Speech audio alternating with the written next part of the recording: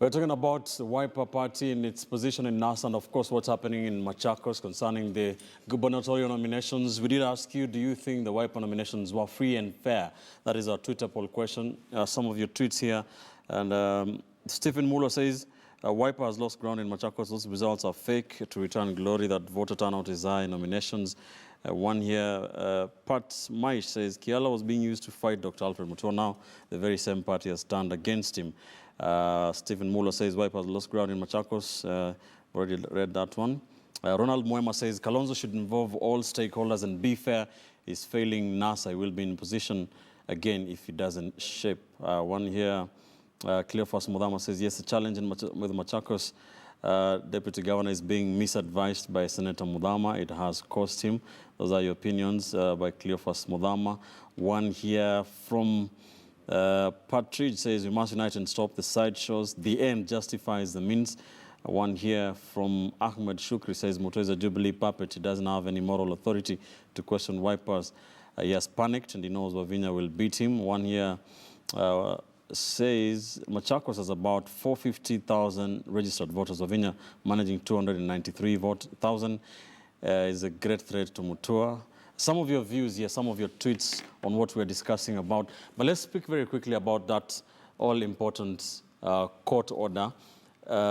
Mr. Deputy Governor, so what is the way forward now? There are two court injunctions, if I'm correct. One of them was to stop the nominations. The first one was to stop the coalition agreement. What's the way forward now? I think the first one was not to stop nominations, because, I mean, when I got the information that Wiper was not going to conduct free and fair nominations, I went to court and I got an order compelling Wiper now to conduct nominations. All right. But it was at the same time when Wiper was served, I also now got a copy of this coalition agreement. And I found in this agreement, there was no way Wiper was going to conduct free and fair nominations, because the agreement was very, very, very clear on who should be the governor and who should be the deputy. So again, I went to court on Saturday, and I got court orders stopping Wiper from conducting. So you got a court order to force Wiper to conduct nominations. Then you got another one to stop the nominations. Yes, the first one was for me, for Wiper. Aren't you confusing your supporters? Not really. At the time when I got the first order to compel Wiper to conduct nominations, I had not received a copy of the coalition agreement, which had been deposited to the regional political parties. So when I looked at the content of that agreement, I realized that Wiper had already made a choice on who was going to be the governor and the deputy. And of course, now they were trying to stage manage some elections to achieve a predetermined whatever. They knew what they wanted. They were just trying to legitimize an illegal process of getting a candidate. So I said, there's no way out I'm going to be exposed to this kind of shambolic nominations. And I went to court, and we were given an order stopping Wiper from conducting the nominations until they revoke that agreement. All right. So the order was served by the court processor to Wiper. The processor went actually to Wiper House, and he found the Wiper executive director, Dr. Siso, and he was given the court order. Of course, he's saying he was never served, but what's very interesting is that the service was actually captured on camera, and we have got a video clip showing exactly that he was served. Mr. Nduga, what do you say to that? There's some video evidence. In fact, I'm so glad that the Deputy Governor has actually said that initially he's the one who moved to court compelling Wiper to conduct nominations. We were served with that order. And of course, there's no way there was no intention of refusing to do nominations in Machakos. That one was there. The other order, you can hear they say that they served the executive director. And I'm sorry to say that the people who are in charge of elections is the National Elections Board, not the party secretariat. He is in the neck, he sits with me, and he knows if you have anything to do with elections in Wiper, it is the National Elections Board and not the Secretariat. Wow. So when he says they served the Executive Director, that is the Secretariat. But we have a chair. We have the chair, Madam Agatha Solitei, the chair for National Elections Board. We have the Vice Chair, and we have the Secretary. So there was that body which is mandated to carry out elections. So if there's anything about complaint, anything to do with election, it's all about National Elections Board, not the Secretary. Have you heard from Agatha Solitei's National Elections Board concerning this matter? I have tried to contact the chair, and she's not been picking my calls. And something also very, very, very important is that the election board does not even have an office. They don't even have a place whereby they can be served. But again, this service was, I mean, the orders were served to WIPA. And the executive director of WIPA, I mean, by practice and everything else, is supposed now to be able to handle this matter. Something very important is that even as they were trying to organize for these elections, first, they did not even give me sufficient notice for me to prepare. As I had been, I mean, I prepared myself and my supporters as at 25th of April. Now, the one that was announced on Friday night, that election will be conducted on Sunday, I was not given adequate notice to prepare. Our supporters, again, were not even given time to prepare. And again,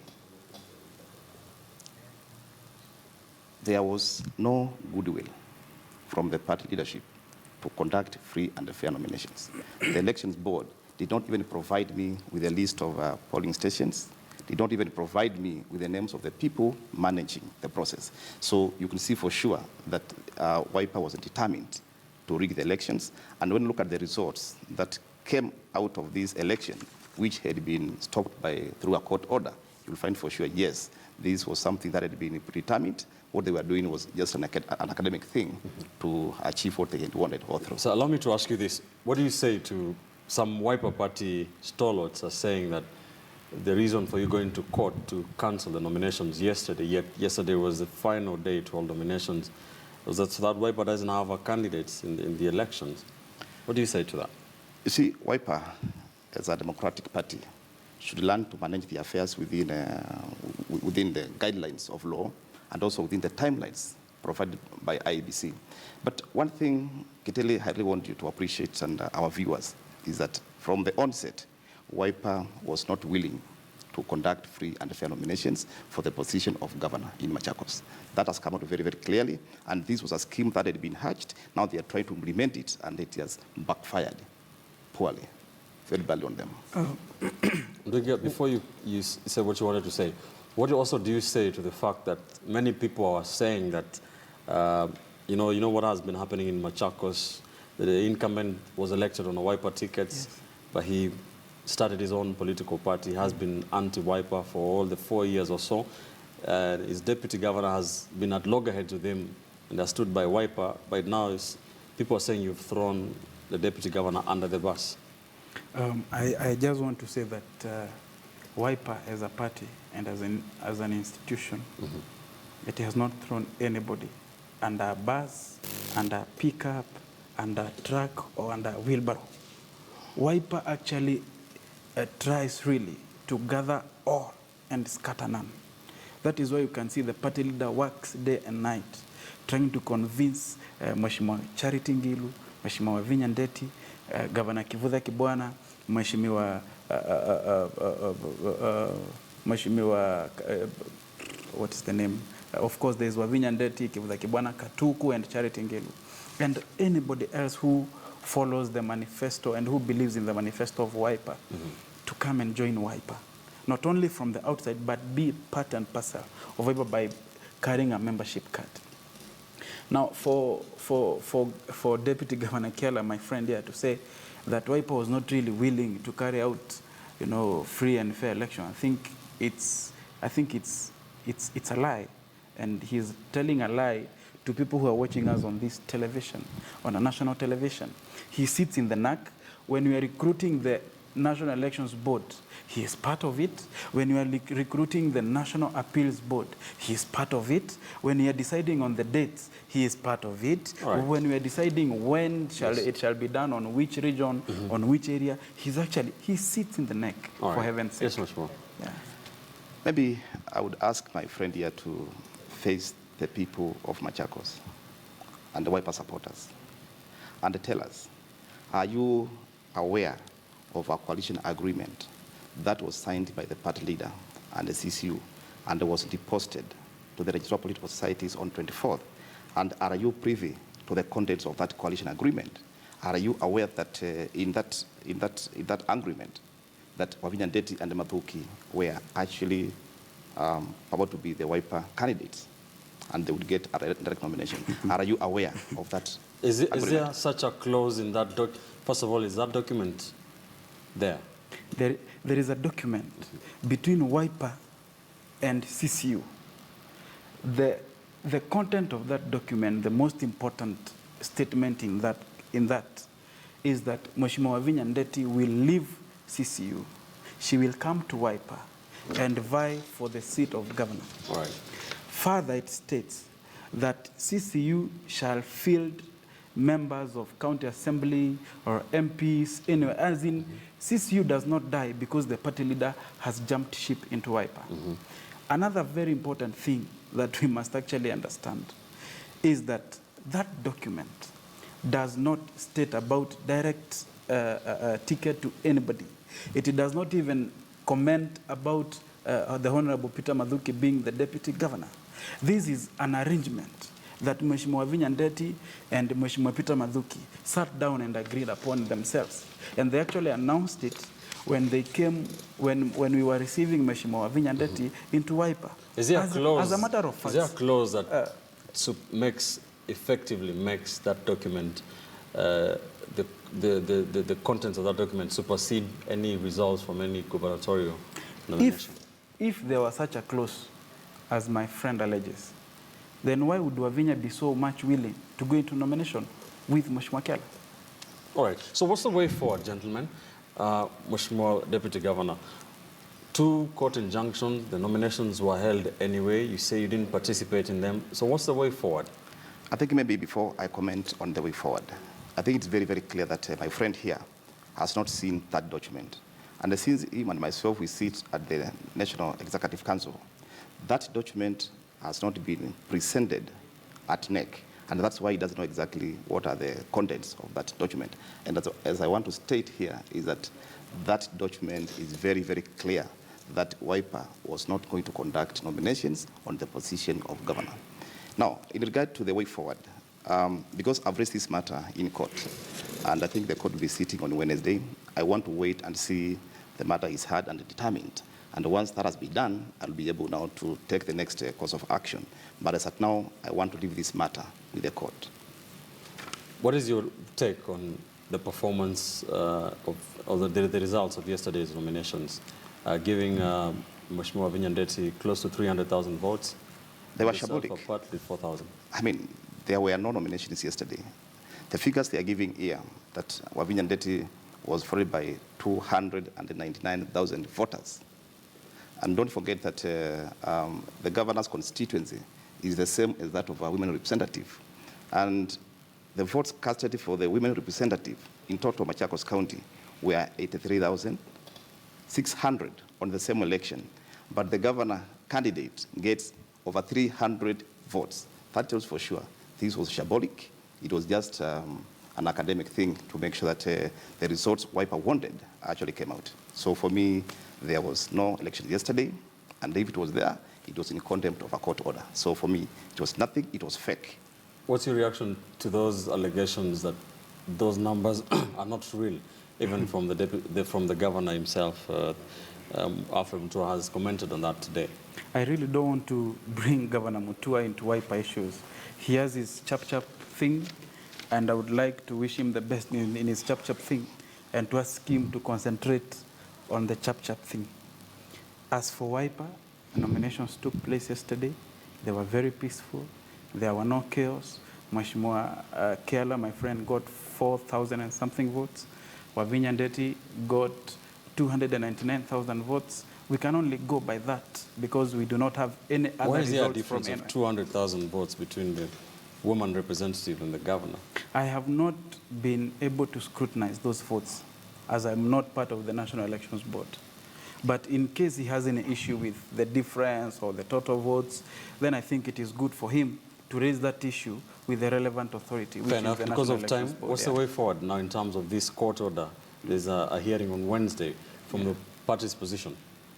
I think I have said it, that the order, if it was served, it was not served to the correct body, which is the National Elections Board.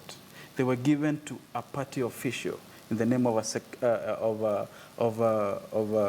executive director, but not the National Elections Board.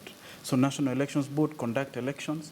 It was their mandate, as announced earlier, that they will conduct the elections on a Sunday, which they actually went on, and because they did not have any document actually to prevent them from going on. So as far as the party is concerned, it's a done deal.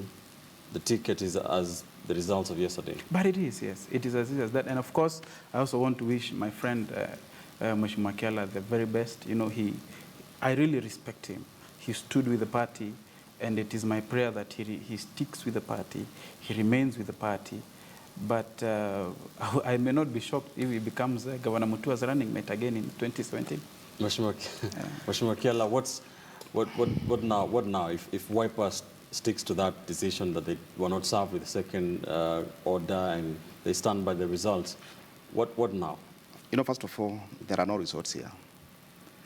And Machakos County has 8 sub-counties. And each 8 sub-counties, they have claimed that elections were done, and they got the figures. Now, when you tally the results of all the 8 sub-counties, you are getting a total of 235,000 votes.